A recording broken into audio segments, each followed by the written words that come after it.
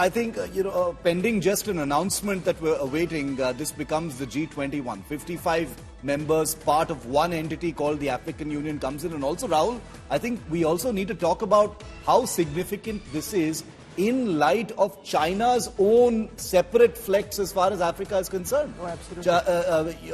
Whether it is in BRICS, whether it is in other forums, China's entire, push as far as Africa is concerned, through its own financial initiatives and funding of projects has been extremely aggressive. In light of that, this is huge what India has done. I want to go across and give you a quick excerpt from Azali Assoumani, the president of the African Union, speaking exclusively to India today about his expectations and just how thankful he was to India for helping the African Union achieve its rightful place in the G20 summit. Here he is, Azali Assoumani. Prime Minister Modi had written to G20 leaders saying that it's extremely important to have the African Union part of the G20. What do you have to say about this, and what role do you see the African nations playing in the G20 as a major player? D'abord, effectivement, je suis d'accord avec vous, qu'on remercie beaucoup le Premier ministre Modi. I agree with you that the Prime Minister has played an important role, and I would like to thank him for accepting our membership to the G22 and also for making the advocacy for Africa as a whole. So if tomorrow Africa becomes a full member within the G22, it will be mainly also because of the role that India has played. It will be an honor for us, and it will especially be an honor because this adhesion would have happened in India. We know the effort that the Prime Minister is making. We heard from the IMF that India has become the 5th most powerful country in the world. This is a good example for us because we know how far India has come to become today one of the powerful countries in the world. So Africa will play a big role within the G20. The themes that we are going to discuss tomorrow, One Planet, One Family, One Earth, are important themes, and Africa can bring its contribution to these main themes that we are going to discuss tomorrow. Ça nous apprend que nous aussi on peut suivre ce chemin-là. Donc, encore une fois, on remercie le Premier ministre pour les efforts qu'il fait.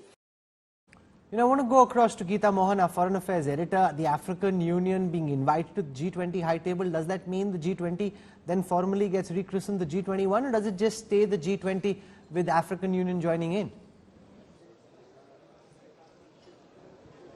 Well, the number will have to change given the fact that if we're talking about representation, Rahul, the 20th member state or member of the grouping is European Union. So if African Union joins, then it'll have to be G21. So again, we'll have to see what the formal announcement at the end of the summit is going to look like. From next year, in all probability, we'll be saying the G21 rather than G20.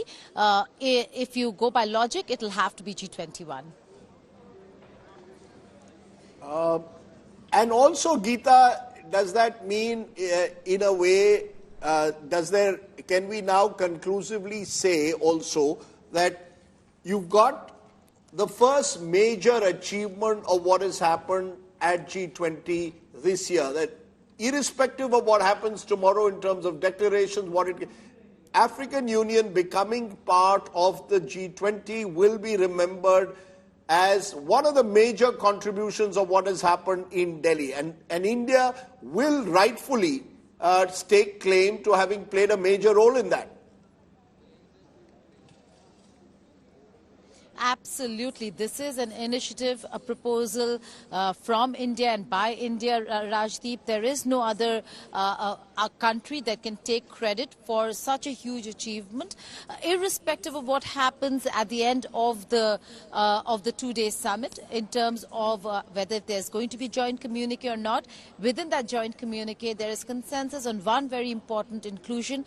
55-member bloc of the African Union, Rajdeep, being included in the G20 certainly makes for a huge grand success for India and for the global community, where more most of the countries are looking at emerging economies, are looking to Africa, investing in Africa, and looking at making Africa not just in terms of development, but also a manufacturing hub.